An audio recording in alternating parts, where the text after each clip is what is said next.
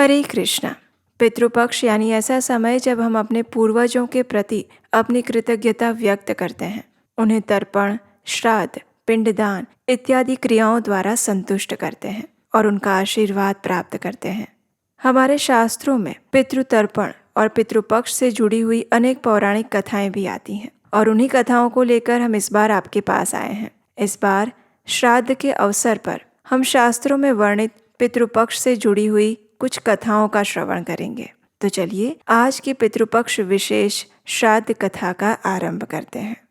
यदा पुत्रेण वे कार्यं गया श्राद्धं खगेश्वर तदा संवत्सरादूर्ध्वं कर्तव्यं पितृभक्तितः।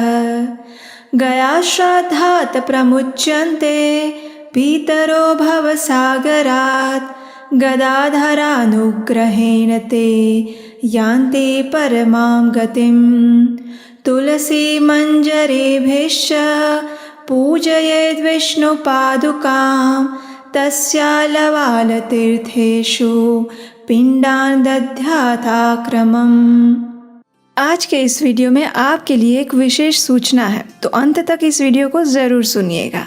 गरुड़ पुराण में पूर्ण पुरुषोत्तम भगवान श्री हरि नारायण पक्षीराज गरुड़ से श्राद्ध, दान आदि विषयक महात्म्य सुनाते हुए ये कहते हैं कि हे खगेश्वर, पितृभक्ति से प्रेरित होकर पुत्र को 1 वर्ष के अनंतर ही गया श्राद्ध करना चाहिए। गया श्राद्ध करने से पितृ भव सागर से मुक्त हो जाते हैं और भगवान गदाधर की कृपा से वे परम गति को प्राप्त होते हैं। गया के विष्णुपद तीर्थ में तुलसी की मंजरी से भगवान विष्णु की पादुका का पूजन करना चाहिए और उसके आलवाल आदि तीर्थों में यथाक्रम पिंडदान करना चाहिए।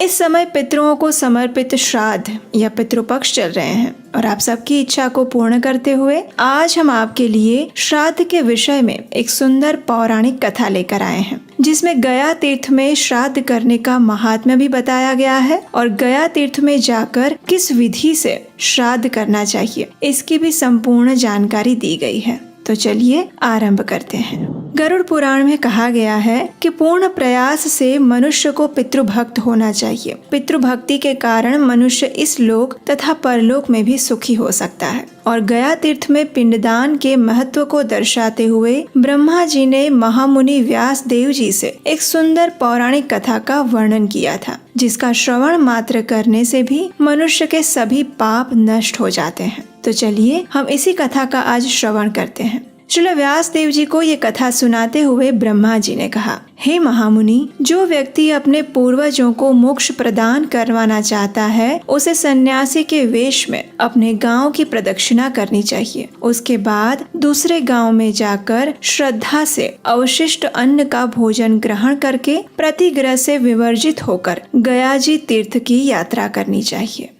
गृह चलित मात्रस्य गयायां गमनं प्रति स्वर्गारोहण सोपानं पितॄणां तु पदे पदे।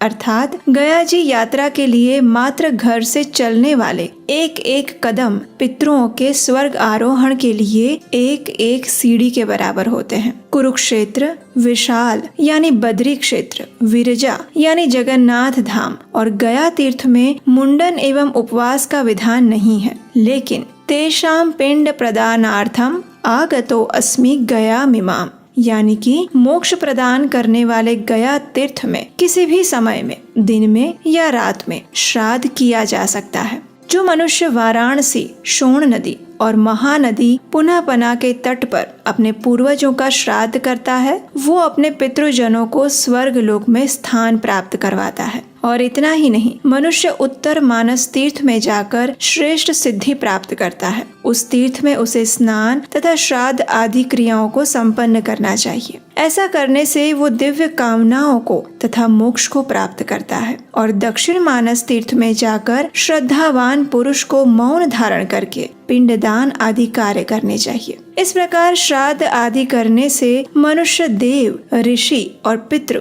इन तीनों ऋणों से मुक्त हो सकता है। गया तीर्थ स्थान में सिद्ध जनों के लिए प्रीतिकारक, पापियों के लिए भय उत्पादक, अपनी जीवा को लपलपाते हुए महाभयंकर, नष्ट न होने वाले महासर्पों से परिव्याप्त कनखल नामक त्रिलोक विश्रुत महातीर्थ विद्यमान है। उदीची तीर्थ में देवर्षियों से सेवित मुंड पृष्ठ नाम से एक प्रसिद्ध तीर्थ है। उस तीर्थ में स्नान करके मनुष्य स्वर्ग लोक में जा सकता है और श्राद्ध करने पर उसे अक्षय फल की प्राप्ति होती है। उस तीर्थ में सूर्य देव को नमस्कार करके पिंडदान आदि सात्विक क्रियाओं को अवश्य संपन्न करना चाहिए। कव्यवाह, सोम, यम, अर्यमा, अग्निश्वात, बहिर्षद और सोमपा नामक पितृ देवताओं को इस प्रकार प्रार्थना करते हुए व्यक्ति को गया के तीर्थ में अपने पूर्वजों के लिए श्राद्ध क्रिया करनी चाहिए। कव्यवाहस्तथा सोमो यमश्चैवार्यमा तथा अग्निश्वाता बहिर्षदः सोमपः पितृदेवतः आगच्छन्तु महाभागा युष्माभिरक्षितास्त्विह मदीयः पितरो ये च कुले जातः सनाभयः। अर्थात हे कव्यवाह, सोम, यम, अर्यमा, अग्निश्वात, बहिर्षद, सोमप पितृदेवता, आप महाभाग यहाँ पधारें। आप लोगों द्वारा रक्षित हमारे कुल में उत्पन्न जो सपिंड पितृलोक में चले गए हैं, उन सभी पितृजनों के लिए पिंडदान करने के निमित्त मैं इस गया तीर्थ में आया हूँ। इस प्रकार प्रथम दिन प्रार्थना करने के बाद फल्गु तीर्थ में पिंडदान करके मनुष्य को पितामह का दर्शन करना चाहिए। उसके बाद भगवान गदाधर विष्णु का दर्शन करना चाहिए। ऐसा करने से वह पितृ ऋण से मुक्त हो जाता है। फल्गु तीर्थ में स्नान करके जो मनुष्य भगवान गदाधर का दर्शन करता है वो अपना तो उद्धार करता ही है, साथ ही साथ वो अपने कुल के 10 पूर्व पुरुष एवं 10 पश्चातवर्ती पुरुष के सहित 21 पीढ़ियों का उद्धार कर लेता है। उसके बाद दूसरे दिन धर्मारण्य एवं मतंग वापी में जाकर श्राद्ध करने वाला मनुष्य पिंडदान आदि करे।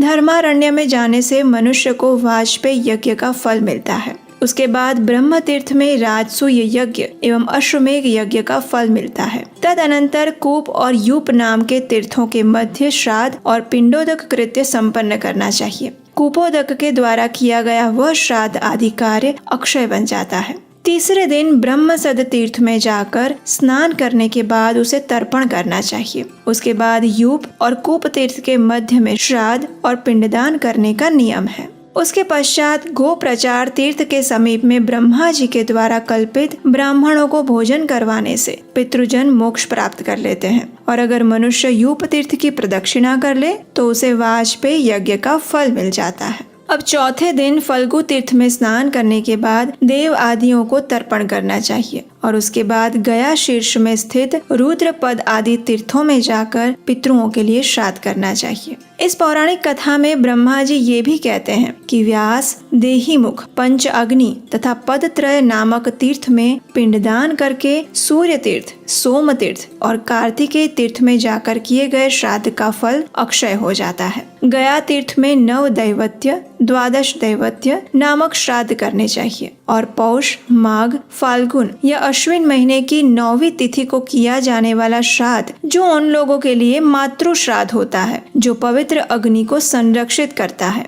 यानी कि जिसे अन्वष्टका कहते हैं। उन तिथियों में वृद्धि श्राद्ध में गया में और मृत्यु तिथि में माता के लिए अलग से श्राद्ध करने का विधान है। बाकी अन्य तीर्थों में पिता के साथ ही माता का श्राद्ध करना चाहिए। 10 अश्वमेघ तीर्थ के अंदर स्नान करके पितामह का दर्शन करके यदि मनुष्य रुद्र पाद का स्पर्श करता है तो वह पुनः इस लोक में नहीं आता है। और धन से परिपूर्ण समग्र पृथ्वी का 3 बार दान करने से जो फल मिलता है वो फल गया शीर तीर्थ में श्राद्ध करने से भी मिल जाता है। इस गया शीर तीर्थ में शमी पत्र प्रमाण के बराबर पिंडदान करना चाहिए। इससे पितृगण देवत्व को प्राप्त करते हैं और इसलिए इस कार्य में कोई भी विचार करने की या संशय करने की आवश्यकता नहीं है। 5वें दिन गदालोल तीर्थ में स्नान करके अक्षय वट के मूल में शाक अथवा उष्णोदक से एक ब्राह्मण को भोजन कराने पर करोड़ों ब्राह्मणों को भोजन कराने का फल मिल जाता है। अक्षय वट में श्राद्ध करने के बाद प्रपितामह का दर्शन करके मनुष्य अक्षय लोकों को प्राप्त करता है और अपने 100 कुलों का उद्धार कर देता है। इस प्रकार ब्रह्मा जी ने गया जी तीर्थ में श्राद्ध करने का महात्म्य सुनाते हुए व्यास देव जी को एक और पौराणिक कथा सुनाई। उन्होंने कहा, हे व्यास, एक समय की बात है, यहाँ एक पुत्रहीन वणिक रहता था।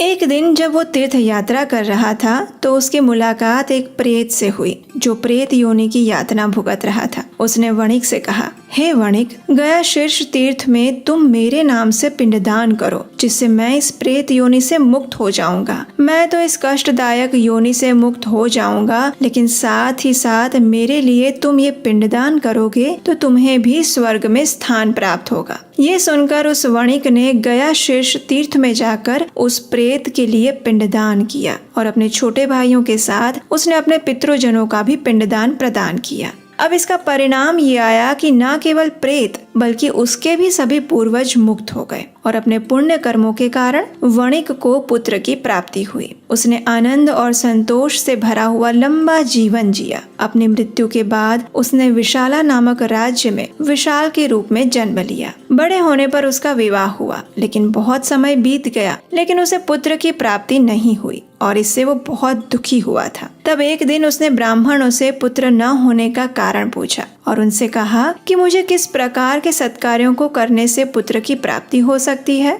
इसके उत्तर में सभी ब्राह्मणों ने विशाल से गया में पिंडदान करने की सलाह दी, क्योंकि गरुड़ पुराण में श्री हरि नारायण पक्षीराज गरुड़ से स्वयं कहते हैं, एतत्तार्थ्य मया ख्यातम् सर्वमेवोर्ध्वदैहिकम् पुत्रवांछाप्रदं पुण्यं पितृर्मुक्ति प्रदायकम्। यानी कि ये सभी और्ध्व दैहिक क्रिया जो हमने तुमसे कही है, ये कृत्य पुत्र की कामनाओं को पूर्ण करने वाला, पुण्यप्रद और पिता को मुक्ति प्रदान करने वाला है। अब ब्राह्मणों के कहने पर विशाल ने अपने पितरों के लिए गया में जाकर पिंडदान किया और उसके पुण्य फल स्वरूप थोड़े समय के बाद ही विशाल को एक सुंदर पुत्र की प्राप्ति हुई। अब एक दिन अचानक उसने आकाश में श्वेत, रक्त और कृष्ण वर्ण वाले पुरुषों को देखा। उन लोगों को देखकर उसने पूछा कि आप सब कौन हैं? तो उनमें से श्वेत वर्ण वाले पुरुष ने उस विशाल से कहा कि श्वेत वर्ण वाला मैं तुम्हारा पिता हूँ। तुम्हारे द्वारा दिए गए पिंडदान के पितृ पुण्य लाभ से मैंने शुभ इंद्रलोक को प्राप्त किया है। हे पुत्र, ये जो रक्त वर्ण वाले पुरुष दिखाई दे रहे हैं वे मेरे पिता हैं। वे ब्रह्म हत्या करने वाले और अन्य महापापों से युक्त थे और ये कृष्ण वर्ण वाले तेरे पितामह हैं। इन्होंने अपने जीवन काल में अनेक ऋषियों का वध किया था, अतः इन लोगों को अविची नामक नरक प्राप्त हुआ था। लेकिन तुम्हारे द्वारा प्रदत्त पिंडदान से हम सभी पाप मुक्त हो चुके हैं और अब हम सब उत्तम स्वर्ग लोक की ओर जा रहे हैं। वास्तव में ये तीनों प्राणी कोई और नहीं बल्कि विशाल के पिता, दादा और परदादा की आत्माएं ही थी, जिनकी मृत्यु बहुत पहले हो चुकी थी। वे विशाल को धन्यवाद देने आए थे, जिन्होंने श्राद्ध कर्म करके उन्हें सभी पापों से मुक्ति दिलाई थी। इस प्रकार अपने पुत्र को आशीर्वाद देकर वे तीनों क्षण भर में अदृश्य हो गए और ये सुनकर विशाल कृत्य हो गया। उसे इस बात का बहुत संतोष हुआ कि उसने अपने पूर्वजों को स्वर्ग पहुंचाकर उनके प्रति अपना बड़ा कर्तव्य पूर्ण कर लिया है और अंत में विशाला नगरी में राज्य करके विशाल ने दीर्घायु जीवन भोगा और मरने के बाद वो भी स्वर्ग लोक में चला गया। तो इस प्रकार हर एक मनुष्य को गया जी तीर्थ स्थान जैसे पवित्र तीर्थ में अपने पूर्वजों के लिए श्राद्ध क्रिया करके अपने पूर्वजों को मोक्ष प्रदान करवाने का कर्तव्य पूर्ण करना चाहिए। चलिए अब हम आपको बताते हैं कि जब आप गया में पिंडदान कर रहे हो उस समय किन प्रार्थनाओं का उच्चारण करना चाहिए।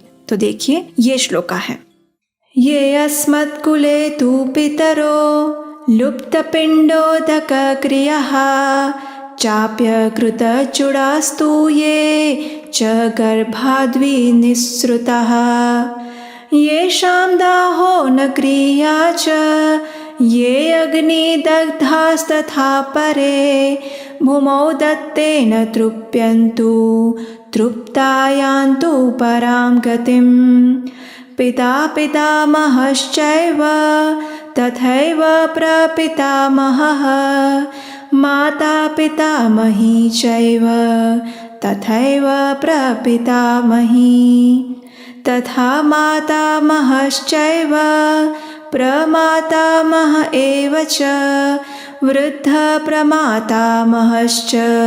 तथा मातामही परं प्रमातामही तथा वृद्ध प्रमातामहीति वै अन्येषां चैव पिण्डोऽयम् अक्षयम् उपतिष्ठताम्। इसका अर्थ है हमारे कुल में जो पिंडदान और जल तर्पण क्रिया से वंचित रह गए हैं, जो चूड़ा कर्म संस्कार विहीन है, जो गर्भ से निकले हुए हैं, यानी गर्भपात के कारण जिनको मृत्यु प्राप्त हुई है, जिनका अग्निदाह और अन्य अंतिम क्रिया संस्कार नहीं हुआ है, अग्नि में जलकर जिनकी मृत्यु हुई है, और जो दूसरे पितृगण हैं, वे भूमि में मेरे द्वारा किए गए इस पिंड दान से तृप्त हो जाएं और तृप्त होकर परम गति को प्राप्त करें। पिता पितामह प्रपितामह माता पितामही प्रपितामही मातामह प्रमातामह वृद्ध प्रमातामह मातामही प्रमातामही वृद्ध प्रमातामही और अन्य पितृजनों को मेरे द्वारा दिया गया ये पिंड अक्षय होकर उन्हीं को प्राप्त हो। तो जब भी आप गया में पिंडदान करने के लिए जाएं, उस समय इन मंत्रों का उच्चारण करना चाहिए अथवा इस श्लोक का अनुवाद पढ़कर इस प्रकार से प्रार्थना करनी चाहिए। तो ये थी आज की पितृपक्ष विशेष पौराणिक कथा और गया जी तीर्थ का महत्व। आशा करते हैं कि इससे आपको प्रमाणभूत और उपयोगी जानकारी मिली होगी और गया तीर्थ के महात्म्य के बारे में भी संतोषपूर्ण ज्ञान प्राप्त हुआ होगा। चलिए आपके लिए एक महत्वपूर्ण जानकारी देते हैं और वो ये है, आखिर 3 साल बाद फिर एक बार हम आपके लिए वही विशेष आत्मसात कोर्स लेकर आ रहे हैं। हमारी लाइफ की प्रैक्टिकल प्रॉब्लम्स का रियलिस्टिक सॉल्यूशंस भगवत गीता से कैसे मिल सकता है, यही चीज़ हम सीखेंगे 18 सत्रीय इस आत्मसात कोर्स के अंदर। ये कोर्स सिर्फ महिलाओं के लिए है। Women can register themselves. उसका लिंक नीचे डिस्क्रिप्शन बॉक्स में दिया गया है। उस गूगल फॉर्म को भर के आप अपने आप को रजिस्टर कर सकते हैं इस कोर्स के लिए। भगवत गीता तो हम कई बार पढ़ते हैं, लेकिन उनमें भगवान के द्वारा बताई गई शिक्षाओं को हम अपने जीवन में कैसे उतार सकते हैं, और वो भी आज के आधुनिक समय में भगवान की वो शिक्षाएं हमारे जीवन में कितनी प्रैक्टिकल हैं, हम उसे अपने जीवन में कैसे आत्मसात कर सकते हैं। यही विषय है हमारे इस 18 सत्रीय भगवत गीता कोर्स का, जिसका नाम है आत्मसात। ये कोर्स हम आने वाले दिसंबर महीने में स्टार्ट करने वाले हैं और हम आपको विश्वास दिलाते हैं कि इस कोर्स को करने के बाद आपको भगवत गीता से जुड़ी हुई ऐसी शिक्षाएं और ऐसी इंसाइट्स मिलेंगी जिसके बारे में ना आपने कभी सुना होगा और ना सोचा होगा। महिलाओं के लिए ये कोर्स बहुत ज़्यादा यूनिक, प्रैक्टिकल और बेनिफिशियल होने वाला है। तो जल्दी से अपने आप को और अपने फ्रेंड्स को इस कोर्स के लिए रजिस्टर करने के लिए प्रेरित करें। तो चलिए इस पितृपक्ष में अपने पितरों के प्रति अपनी कृतज्ञता व्यक्त करते हैं और भगवान श्री कृष्ण के चरणों में उन्हें शुद्ध भक्ति प्राप्त हो, ऐसी ही प्रार्थना करते हैं। हरे कृष्णा।